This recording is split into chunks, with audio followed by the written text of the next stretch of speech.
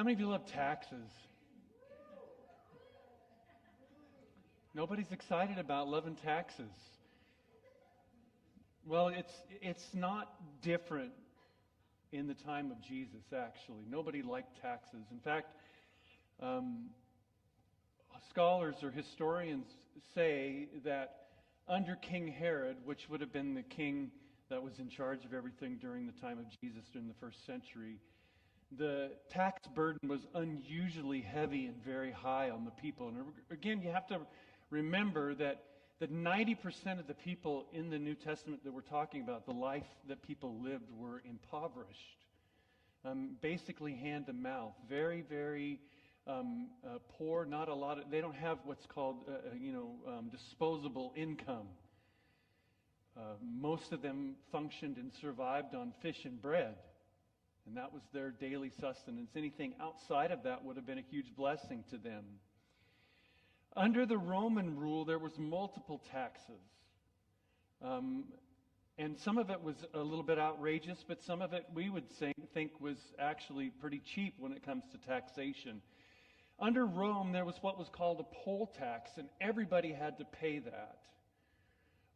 That poll tax was actually, historians believe, or at least historically they understand, that somehow the Sanhedrin, the religious elite in Jerusalem, collected that tax as a tribute that was paid to Rome.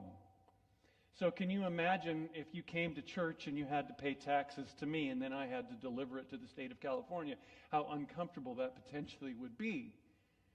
So everybody paid a poll tax, and in 6 AD, historically we know that there was a revolt that began to happen because of the taxes that were being exacted on the people. They were paying taxes directly to Rome, and actually that tax in 6 AD eventually caused a huge rebellion in the nation, and in 70 AD the Romans came in and destroyed the temple, and it was all the seeds that started there. Many people felt because Caesar was believed to be divine, the people declared him as divine, it went against having no other gods before me.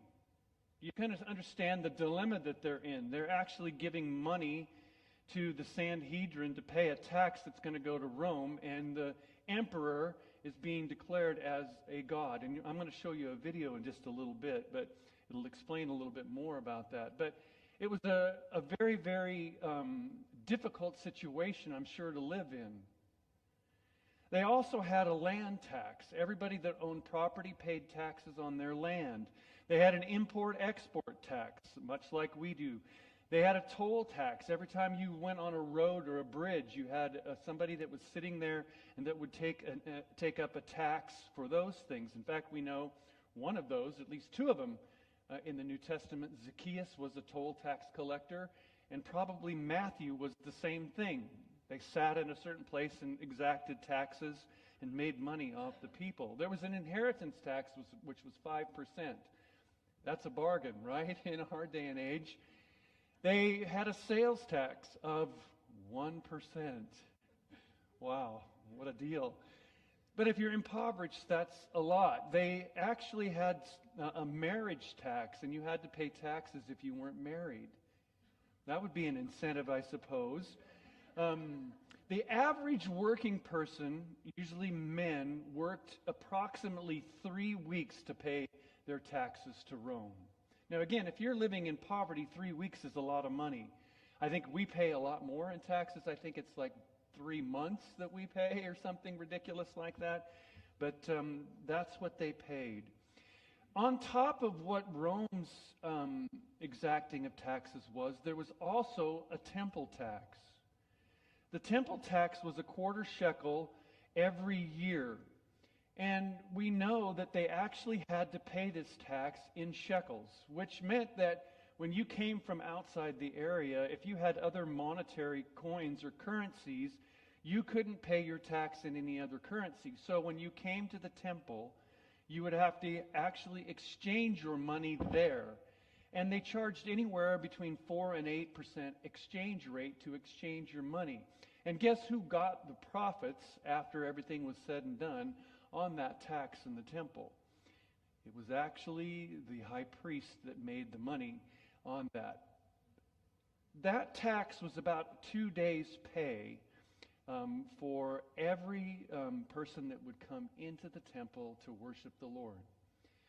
They guess or figure that on average about $150 million a year in our money would have been collected through that temple tax as people came to worship. So you can tell by that amount how many people actually came into the temple to worship. And we're in the last week of Jesus' life. We're in the Passover week. And so this is where the story goes. And it's important for you to know what's going on as far as taxation to understand the big picture of this passage. Now, it says this, keeping a close watch on him. This is Luke 20, verse 20. It says, they sent spies who pretended to be sincere. Well, who is they? Well, we know from one of the other Gospels that the they is two groups. One, the Pharisees. They were a group of people that were adherents of the law, and they were very rigid in how they lived out their lives and what they expected. And they were the ones that chafed under the tax burden of Rome. They would have seen the taxes that were being paid as something that was bad. Again, the whole idea that if you have a Roman Empire or a Roman emperor that's being declared divine and you're paying taxes to him, you're honoring him with your money. And so they would have chafed under the idea of paying taxes to Caesar. And then the other group was a group called the Herodians. Now, again, that term is associated with Herod himself. These were people that supported Herod, and they kind of believed that if we kind of pacify the Romans, we do the things that we're supposed to do, they'll leave us alone, they'll let us have our temple, they'll let us worship the way we want to, and everything will go on just fine. So they were a group of people that compromised constantly, and they were wanting to keep their guy, Herod, in power so that they could enjoy all the favors that they had. So these two groups actually were polar opposites. They didn't agree about much of anything, but they did agree on this one thing. They didn't like Jesus because he was a threat to both of them. Again, if Jesus is king, Herod isn't, emperor isn't, and that causes problems. If Jesus is king and he's in charge, then it causes problems for the Pharisees too, because now they lose their power and influence. So you can see that these two polar opposite groups now have come together in unison because of one common purpose. They can't stand Jesus. Now, we know that also the Pharisees have been embarrassed over and over and over again by Jesus. Every time they go up against him, he embarrasses them publicly, and they walk away like a wounded dog with his tail between his legs. And so what they do is they send some spies. They find some people that they can coach. And their whole goal is to trap Jesus. Here's what it says. They pretended to be sincere. They hoped to catch Jesus in something he said so that they might hand him over to the power and authority of the governor. So now we're talking about not a religious issue. Now we're talking about a governmental issue or a political issue. Since they can't deal with him on the religious grounds because they keep getting challenged, they try to challenge Jesus, and he just puts them to shame. Now they're going to try another tact. So verse 21 says this, so the spies questioned him. Teacher, we know that you speak and teach what is right, and that you do not show partiality, but teach the way of God in accordance with the truth. Now, if you're reading that on the surface, you get an idea of what's going on. They're really trying to just butter up Jesus and flatter him. They're trying to loosen him up a little bit, and maybe if we're easy on him, he won't be so hard on us. And they're basically trying to flatter him into being a little bit more loose with his lips. Does that make sense? They're saying things to try to, disarm any potential argument he may have, because they know that they're going to throw a zinger at him to try to test him. So here's the question that they ask him. Is it right for us to pay taxes to Caesar or not? Now, honestly, that's a really relevant question. especially in their day and age, because there's a lot of stuff that's going on. Is it okay for us to pay taxes? Is it what we're supposed to do? And even in this crowd, there are numbers of opinions and perspectives about what that is. I mean, honestly, their intent is to put Jesus in a bind. You know, messed up if you do, messed up if you don't. That's the kind of situation they're trying to put him in. They're trying to trap him in his words, and they know that this issue is a very polarizing issue. So here's what the issue boils down to. If Jesus says yes to paying taxes, then he will lose credibility with the people and will be accused of siding with Rome. That could be a major dilemma. I mean, the people had all rallied around Jesus. They thought that he was at least bare minimum prophet. Many thought he was Messiah. But if he sides with Rome on the tax issue, then he loses credibility, and they knew that. So they're setting Jesus up against the people. And then if he says, no, it's not right to pay taxes to Rome, then Rome gets involved, because now you have a very public religious leader saying that it's not okay to pay taxes to Rome, and that's sedition. And you don't want to mess with Rome in a seditious way. So do you understand the dilemma? Do I pay taxes or I don't? Do I tick off the people or do I tick off Rome? The whole thing is a setup to try to trap Jesus into making a choice on who he's going to land with, who he's going to side with. Verse 25. It's interesting, though, before we go there, when you talk about this issue of paying taxes, the monies that are being collected in the very temple have an image on them, a coin. In fact, in just a moment I want to show a video, but the high priest himself was profiting on the exchange in the temple area. And so the irony of that whole thing, whether they should pay taxes or not, they chafed into the idea of giving homage to Rome and worshiping an emperor that had claimed, or the people had claimed him to be divine. But yet in their pockets were coins with his image. I have a video that's from a wonderful series that you can find on YouTube, but it talks about this Roman coin that was used for taxes. So go ahead. That's actually a picture of the coin itself right here. Do you have that video up there? Go ahead.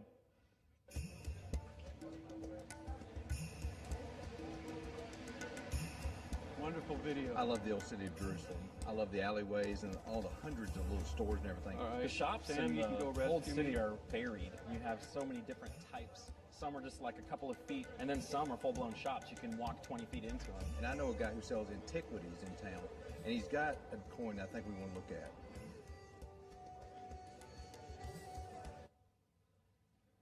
Second time's a charm. It worked last night.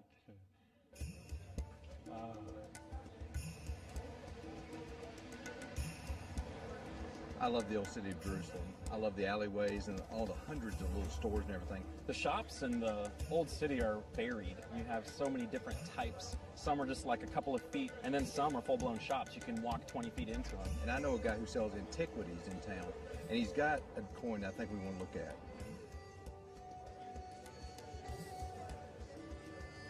Hello. Jeremy, earlier today you had asked me about a denarius. I did. So I want to introduce you to Zach. Nice to meet He's you. got a store here in the old city. He has a denarius. You're talking about the tribute penny when Jesus said, "Show me dinar." Yes. That's exactly right. Yes, because this is a specific dinar that was used by Caesar Tiberius. Please. There it is. Feel. Oh, look at the impression on that. That's a beautiful coin. The coin itself was not that large, probably about the size of a dime. Just a little bit bigger than a button on a shirt. The one he had was very well maintained. It still had a beautiful shine to it, and the relief on both sides was still remarkable. Very light. It's a lot lighter than I would expect. Similar to aluminum. Obviously much sturdier than that. It's a low silver. It's not like sterling silver. They did not have enough fire to make as good silver as we have today. You know, Romans were very professional in making coins. And then when we understand coins, it opens very big windows in the New Testament.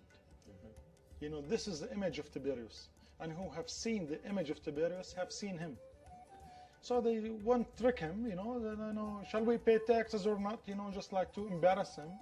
When we look at the dinar, we need to understand what is written.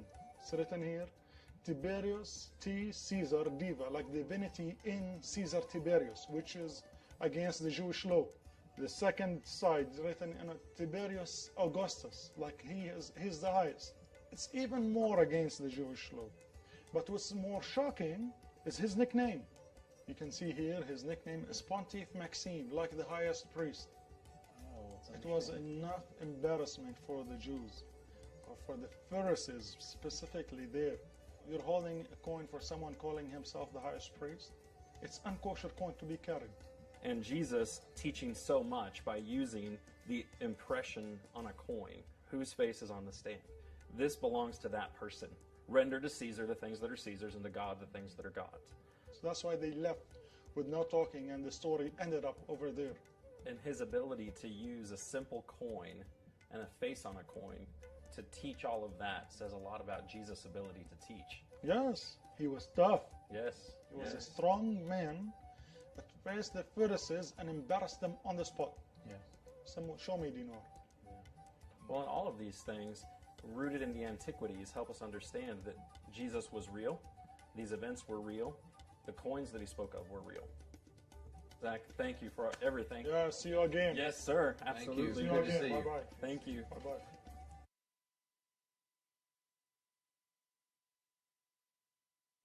Exodus 20 says this, "You shall not make yourself an image in the form of anything in heaven above or on the earth beneath or in the waters below. You shall not bow down to them or worship them." Did you catch what he said? That the image on the coin, when you see the image, you see the emperor. Again, the high priest is carrying these coins. The religious leaders, those spies, are carrying these coins. And he said to them, verse 23, he saw through their duplicity and said to them, "Show me a denarius whose image and inscription are on it." "Caesar's," they replied. He said to them, "Then give back to Caesar what is Caesar's, and to God what is God's." They were unable to trap him in what he said there in public, and astonished by his answers, they became silent. So again, this whole intent is to trap him, and in reality, he turns it right back on them. He asks them, "Show me a coin." And we've seen that coin. Whose image is on it? And again, them pulling that coin out of their pocket, just like that antiquities dealer said, that would have been, in reality, a very shameful thing to do. It would have been almost an egg in your face type thing. Like, if you are carrying this coin around and you're asking this question, do you not realize that the very fact that you have this coin in your possession is breaking one of the 10 Commandments? Having a graven image, and this image is an image of an emperor who has been claimed to be deity. Do you understand the irony of even carrying that coin around? But yet they were questioning Jesus with this issue. Image is everything in this story. The image of a coin. And what Jesus basically says is that give to Caesar what is Caesar's. In this realm, this world, there are things that you're going to have to do. You're going to have to pay taxes. It's what's required. I mean, don't we all chafe at the same ideas come around April 15th? Doesn't our government at times give away money that we pay in taxes to causes that we think are morally or ethically challenging? Every day. How do we navigate that? It's the same types of situations. How do we choose to live in a world where we have to pay taxes when we know our money goes to places that we don't really support? I mean, look at what's going on today in our culture. Where do we invest our money? There are companies on the stock market, and Kim Short's one that deals with this every day. There are companies in the stock market that give away a lot of money to, again, causes that are immoral. Do we invest in those companies even though if they're profitable? Lots of companies make lots of money, but when they talk about investing and giving away and supporting causes that are immoral or ungodly, do we choose to go that direction? When you're establishing a retirement portfolio, do you have to ask yourself that question? Do I want the money or do I want something that's a little bit more in line with my values? Where do we buy things? Again, there's lots of companies that have lots of cool things, but what do they support?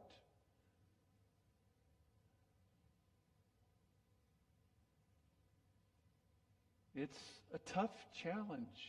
We live in the world, but Jesus says we don't, or Paul says we're not of it. How do we render unto Caesar what really is his, and then on the flip side of it, render unto God what's his?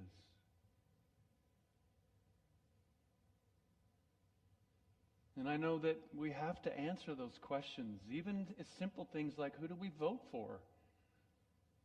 Because there are candidates that might have 9/10 of the things that we agree with, but that 1/10 of things is, oh man, how do I hold my nose and pull the lever? That's what we hear, don't we? Hold your nose and pull the lever for the best possible guy that'll win, that's closest to it. And boy, it's hard to navigate that. But here's the thing that I'm really struck by in this, because Jesus pulls this. These leaders pull this coin out of their pocket that's got the image of Caesar on it. And he's basically saying, you are loyal to this image in ways that are really challenging. But he says, render unto God what's God's, and give to Caesar what's his. I want to read a scripture for you this morning, Genesis 1:26 and 27. It's in the creation narrative, and it says this: Then God said, let us make mankind in our image and likeness, so that they may rule over the fish of the sea and birds in the sky, over the livestock and all the wild animals, and over all the creatures that move along the ground. So God created mankind in his own image. In the image of God, he created them. Male and female, he created them. Now, he was speaking a message directly about the image on that coin, but he was also referring to something on the flip side of that coin as well. There's an image on that coin that represents Caesar. But I want you to know that there's something much bigger. There's an image on you.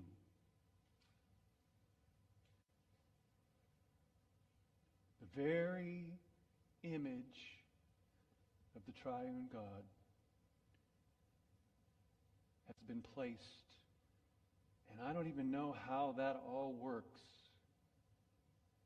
But in the moment of conception, that image is breathed into that human life, and we become image bearers.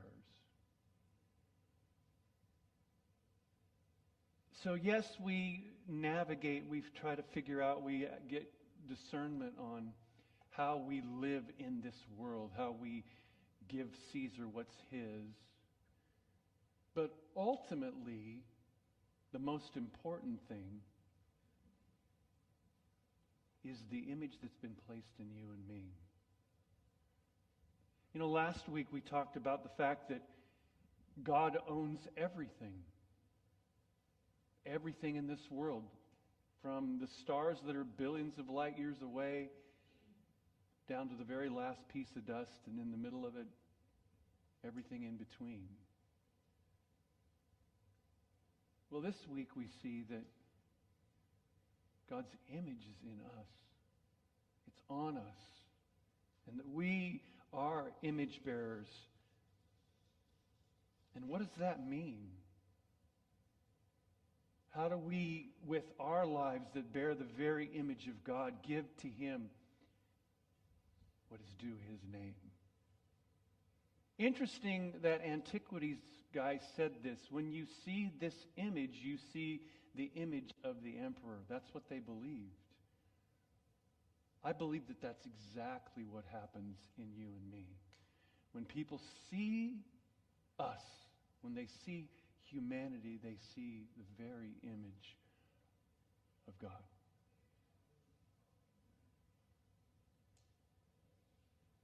We are image bearers. We carry that wherever we go. And ultimately, at the end of the day, we are saying, Lord, how do I live out what it means to give you what is due your name? How do I make my life a living sacrifice that's holy and acceptable and pleasing to you?